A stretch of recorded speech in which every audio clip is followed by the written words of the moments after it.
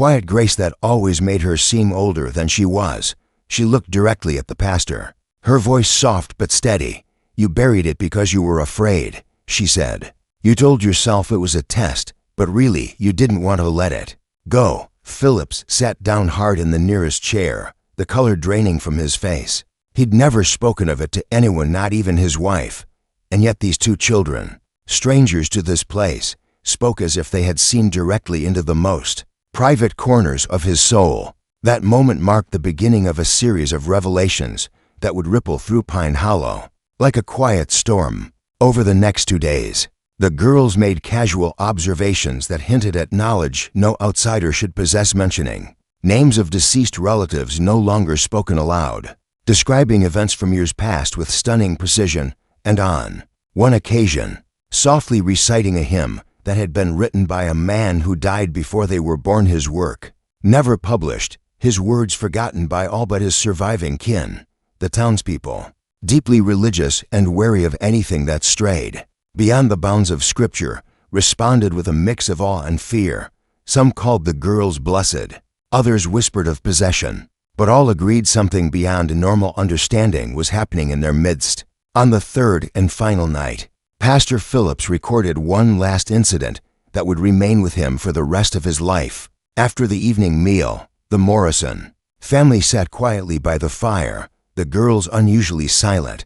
Just before bed, Rebecca turned to the pastor and said, "You should write to your brother. He needs to hear from you before the snow comes." Philip stiffened. He hadn't spoken to his brother Samuel in nearly 12 years, ever since a bitter dispute over inheritance had torn them apart. No one in Pine Hollow even knew he had a brother. "How do you know that?" he asked, trying to keep his voice calm. "I don't know how I know," Rebecca said, "but you should write." That night, after the Morrisons had gone to sleep, Phillips pulled out a sheet of parchment and wrote a letter he'd never intended to send. He never knew why. He simply did. Weeks later, he received a reply. Samuel had been gravely ill but had recovered. The letter arrived just in time. The brother wrote, "To mend old wounds before it was too late." The next morning, the Morrison family departed as quietly as they had come. The path out of Pine Hollow was still wet with rain, and Ezekiel carried Rachel once again. Pastor Phillips watched them disappear into the mist, their figures swallowed by the trees. He never saw them again, but he never forgot. He continued to serve Pine Hollow until his death in 1861, and his journal hidden away in the floorboards of the old church remained undisturbed until its discovery over a century later. Every page remains intact, every entry corroborated by members of the community whose descendants still live in the area. To this day, no one can explain how the Morrison twins knew what they did. Theories range from the spiritual to the scientific, but none offer a satisfying answer. Perhaps some mysteries aren't meant to be solved, only witnessed. And now you've witnessed it too. Don't forget to subscribe if stories like this keep you up at night. And tell us, what would you have done if you were in Pastor Phillips's shoes? Let us know where you're watching from, because who knows, maybe the next story is unfolding just down your road. To know we're more than enough to break the silence that had held the room in its grip. Several people gasped, others began to murmur, exchanging uneasy glances. Elder Thompson sat back down, staring at the floor, his hands trembling in his lap. No one had spoken of those things in over a decade. The doll, the locket, the birthmarks, the clothing. They were memories buried not just in time, but by a silent agreement, one never written down, but understood by all who had lived through that winter. The truth, as it turned out, was far more painful than the official story. The Whitmans had not died in a fire. They had been killed, murdered right there in the church, in a desperate act of fear and ignorance. After Mary Whitman was accused of witchcraft, some in the community believed her knowledge of herbs and healing came from dark forces. When her daughters fell ill and strange weather followed, fear overtook reason. Things escalated fast, and by the end of that night, the Whitman family was gone. The fire had been set after the fact to destroy the evidence and mask what had really happened. The story had been carefully crafted and retold until it became accepted as truth. A fire during a storm, a tragic loss, a community's grief. But now, Two children, who had never heard the name Whitman before their arrival, spoke of the events, as if they'd been there. Pastor Phillips couldn't sleep that night. He lay awake, staring at the ceiling, turning over the day's events in his mind. He knew that what had happened couldn't be explained by reason or dismissed as coincidence. The twins had seen too much, known too much, and whatever the source of their knowledge, it wasn't something the Pine Hollow community was ready to face. The next morning, the Morrison family was gone. No one saw them leave, and there were no footprints in the frost-covered grass. It was as if they had simply vanished into the hills. Phillips searched the cabin where they had stayed. Nothing left behind, not even ashes in the hearth. He continued serving Pine Hollow for many years after, but he never forgot the Morrison twins. He never found another explanation either. All he had was his journal, filled with entries he knew no one would believe until they saw them for themselves. In time, the story faded into legend. Some dismissed it, others passed it down in hushed voices around kitchen tables and campfires. But that journal, discovered in the rubble of the old church more than a century later, told the same story word for word. If you're still with us, you've just heard one of the strangest and most unsettling episodes in early American history, one still without a proper explanation. Be sure to subscribe if stories like this make you curious about what else history might be hiding. And let us know in the comments, have you ever experienced something you couldn't explain? Maybe something small that still stays with you. And tell us where you're listening from, because what happened in Pine Hollow might not be as far from home as you think. Still see Rachel waiting quietly in the shadows. He found out that church money wasn't being used the way it should, Rebecca said. That some people were taking more than their share. He thought if he told everyone, things could be made right again. But some folks were afraid of what that would mean. Pastor Phillips felt the weight of her words settle on him like heavy snow. This child, this small, tired child, spoke with a clarity that cut through years of silence and guilt. He looked down at her, unsure of what to say. Rebecca, he said slowly, do you and your sister, do you want to keep seeing these things? She shook her head. Not really, but we don't get to choose. People think secrets disappear when you hide them long enough, but they don't. They just wait. He nodded, not because he fully understood, but because it was the only thing he could do. The journal, the revelations, the eerie precision of the girl's knowledge, none of it could be explained. But it couldn't be ignored either. That night, Phillips returned to his desk and began writing again, not just in the official church ledger, but in his personal journal. He wrote down everything, what he had found, what he had heard, what he now believed had happened all those years ago. He didn't know who would read it in the future, but he knew it had to be recorded. By morning, the Morrison family was gone. No one saw them leave. There were no footprints in the frost, no farewell, just the lingering sense that something profound had passed through their community. Years later, Pastor Phillips would continue to serve Pine Hollow with quiet dedication. He became more watchful, more thoughtful in his sermons, and although he never again heard from the Morrison twins, he never forgot them either. The story of that weekend, of what was revealed and what was finally faced, became part of the town's unspoken history, not discussed openly, but carried in the memories of those who had been there and passed down in whispers, as if even the telling of it required a kind of reverence. The truth, once buried, had surfaced, and though it didn't bring justice in any conventional sense, it brought something else: acknowledgement, memory, a reckoning of sorts. If you've stayed with us this far, thank you for listening. Some stories aren't meant to be fully understood only remembered. Let us know in the comments where you're watching from, and if you believe the past ever really stays buried. And if this story left you thinking, make sure to subscribe. There are more truths out there, waiting to be uncovered. Resignation and dread. There's no need to dig, he said quietly. They're telling the truth. All eyes turned toward him as he stepped forward. His voice, though soft, carried the weight of someone who had held onto something too heavy for too long. We did what we thought we had to do back then, he continued. Those were hard years. People were starving. The settlement wouldn't have survived the winter without those supplies. But we crossed a line, and once we did, there was no going back. He looked directly at Pastor Phillips.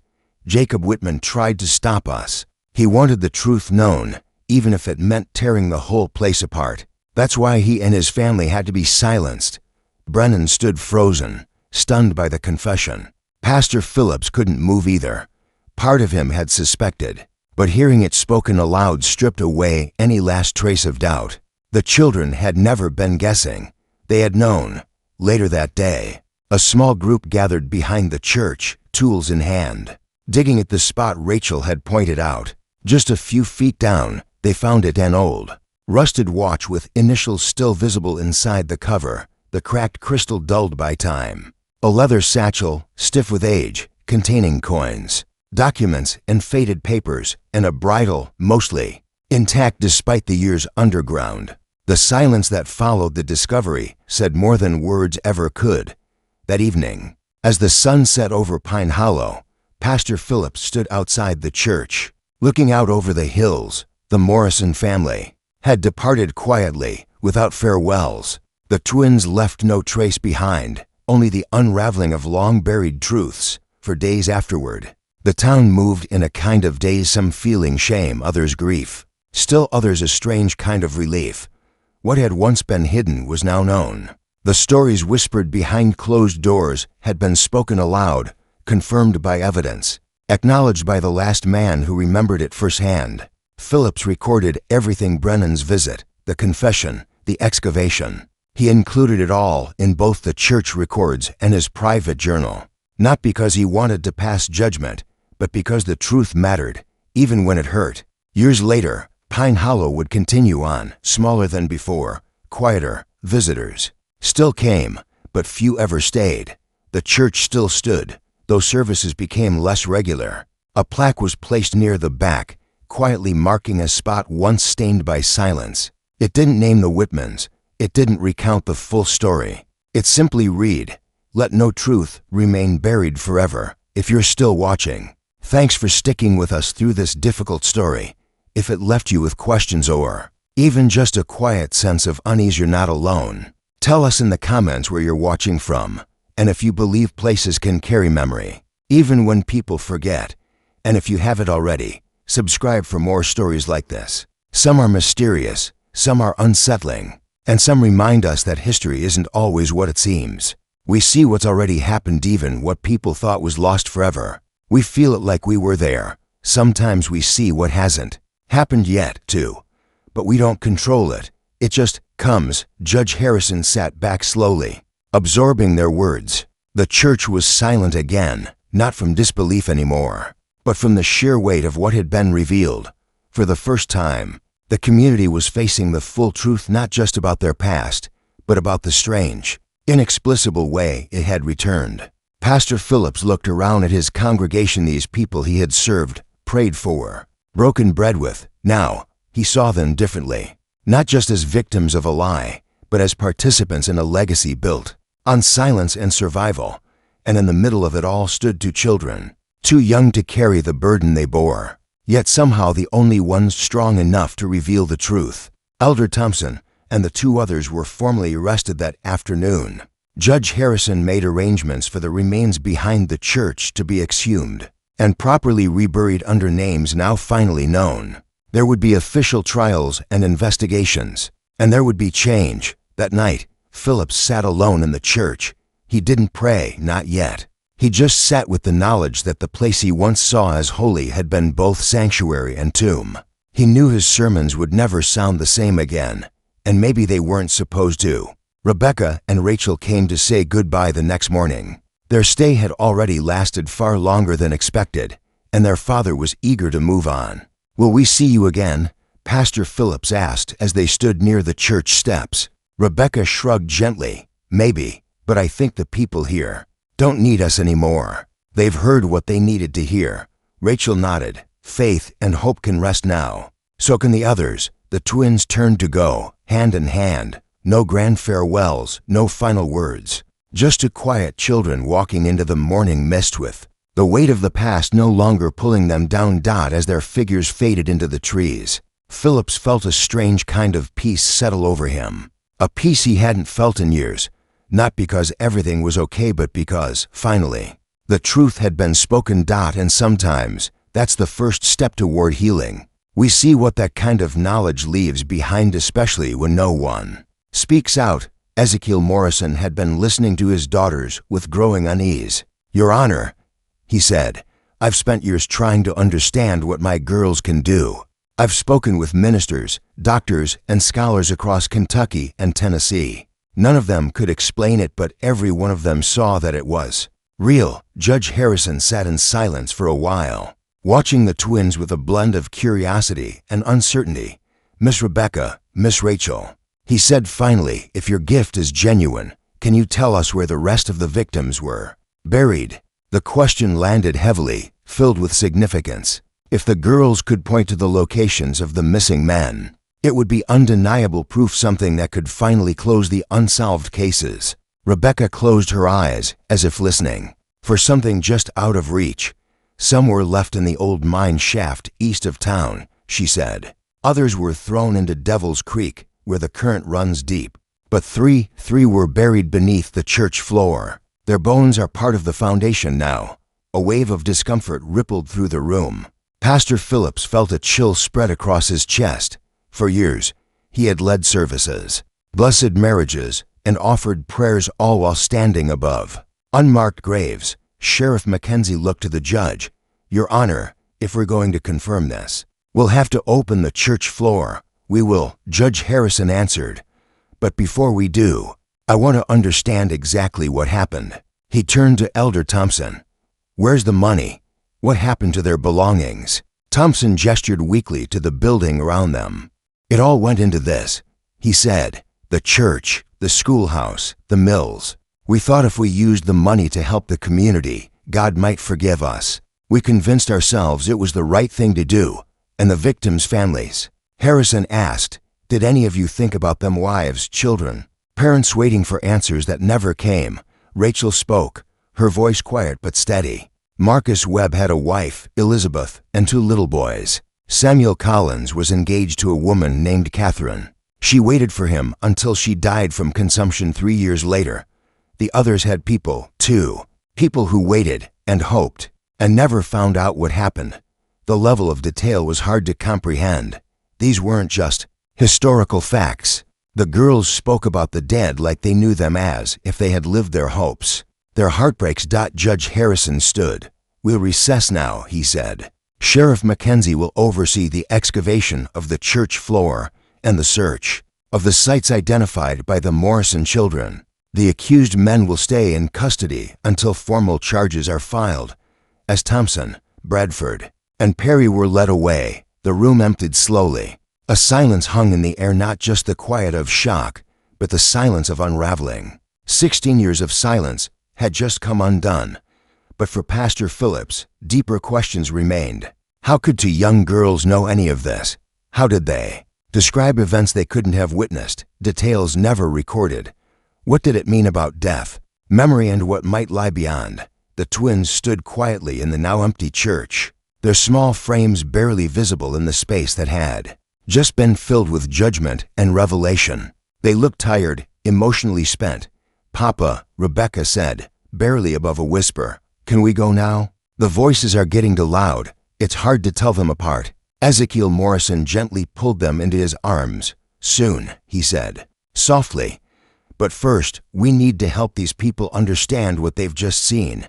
That afternoon, as the sun rose high over Pine Hollow, the excavation began. It took 3 days. Under Judge Harrison's orders, a crew carefully removed the church floor and started digging. They worked slowly, methodically, and what they found confirmed every word the girls had spoken. 3 full skeletons were uncovered beneath the sanctuary, mixed in with the stones that formed the building's foundation. Alongside them were personal belongings matching long-lost missing persons reports, a gold ring engraved with J.P. Joshua Patterson, a land surveyor, a silver-handled knife once owned by William Morse, a merchant whose family had searched for years, and a copper cross still hanging from the neck of the 3rd skeleton. Just like the one Robert Chen's family had described, he was a traveling minister, carrying donations meant to build a church in Tennessee. Each item was carefully documented, each one told part of the same story.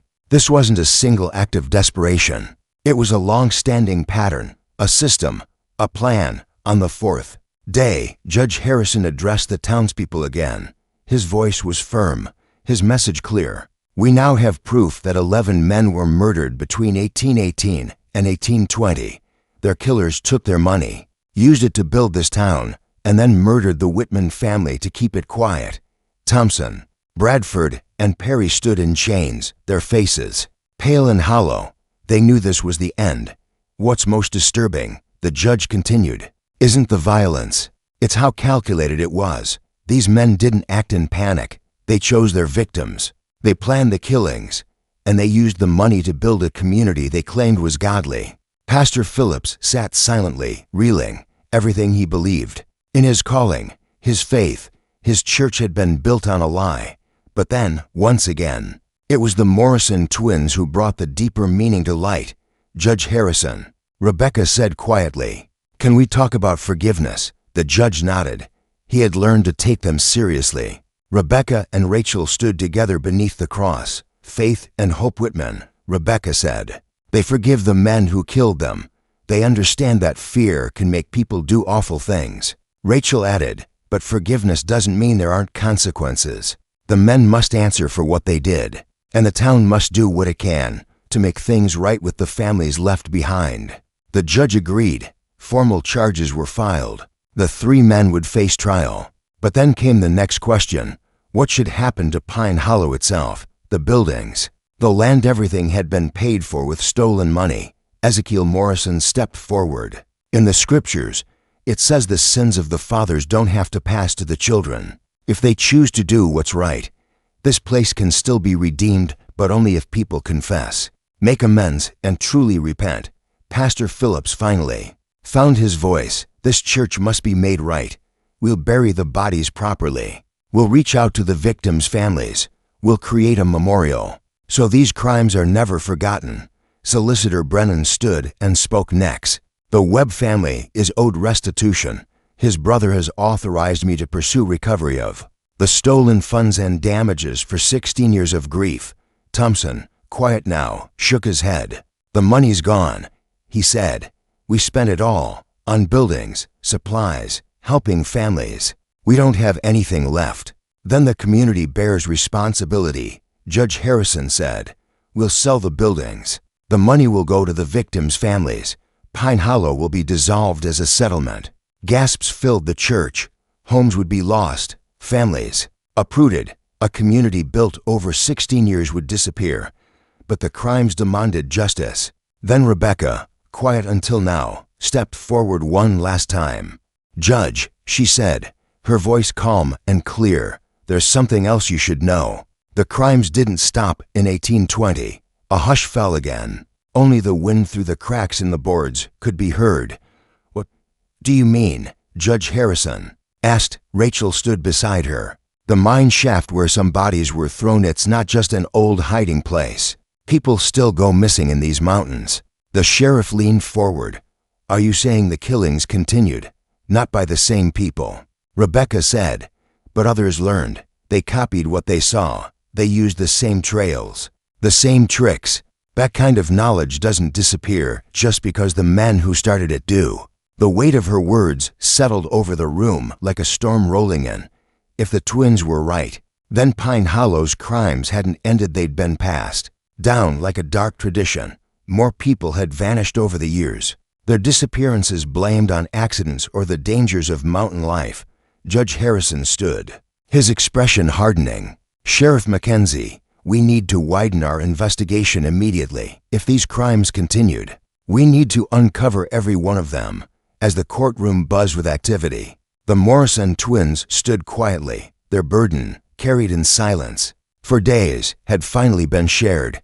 For 3 days, they had given a voice to the forgotten, opened old wounds, and brought the truth into the light. Ezekiel Morrison gently pulled his daughters close, his relief obvious, but laced with worry about what came next. Are you ready to go? He asked softly. Rebecca glanced around one last time, the worn wood of the church, the cross above the pulpit, and the faces forever changed by what they'd heard. The voices aren't as loud now, she said. Faith and hope can rest. Rachel, nodded and took her sister's hand.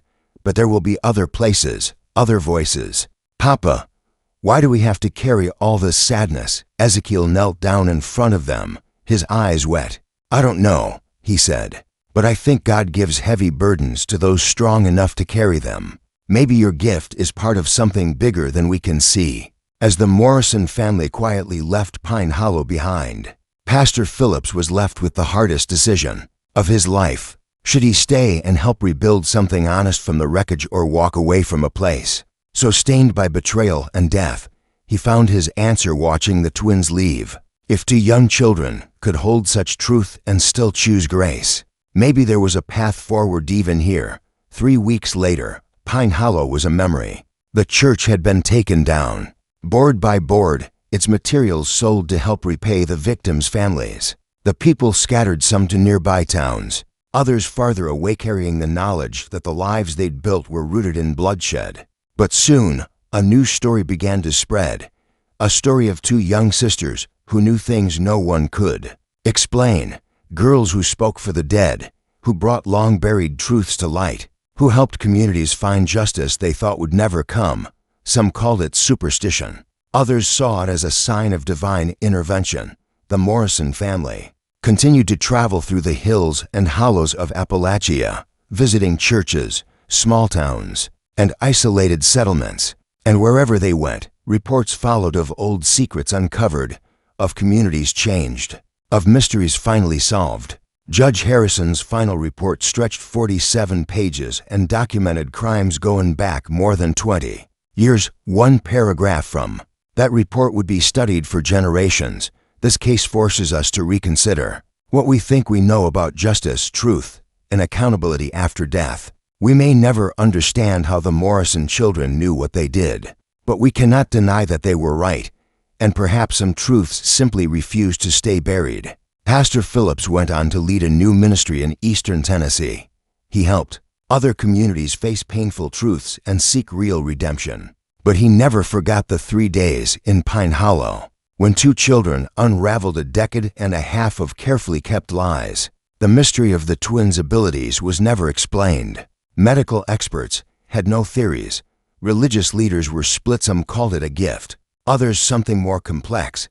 But what can't be denied is the accuracy. Every detail matched. Every site they named held exactly what they said it would. Every name, every date, every hidden fact, they got it right. Maybe the most haunting part of the story isn't what they uncovered, but what it suggests about justice. If the dead can't rest until the truth is known, if innocence can cross the boundary between life and death, then maybe justice doesn't end when we think it does. At some point in the 1840s, the twins vanished from the record. No one knows what happened. Some say they kept traveling with their father, helping others until the end of their lives. Others believe they found a way to silence their gift and lived quietly, far from the spotlight they never asked for. But in the remote hills of Appalachia, some still tell stories. Stories about two sisters, twins who know things they shouldn't. They speak of the dead like old friends, bring old crimes to light, and remind the guilty that some truths won't stay hidden forever. No one knows if these stories are about the Morrison twins or something else, and no one has been able to explain it. But one thing is clear: truth, like energy, doesn't disappear. It changes form, and sometimes it finds a voice. The records of the Pine Hollow case still sit in the Kentucky State Archives. They're open to anyone who wants to see them. Judge Harrison's report, Sheriff Mackenzie's files, Pastor Phillips's journals, they all confirm what happened. But the biggest question still hangs in the air. How did two young girls know what they knew? How did they become the voice for those long gone? Some mysteries stay unsolved. They sit at the edge of what we can prove, between belief and reason, asking questions we're still not ready to answer. Do you think the Morrison twins really spoke with the spirits of the dead? Or is there a logical explanation we just haven't found yet? The facts are there. The source remains a mystery. What's your take on the Morrison twins? Share your thoughts in the comments. Are you open to the idea that death might not be the end of consciousness? Or do you think there's a rational reason for what they knew?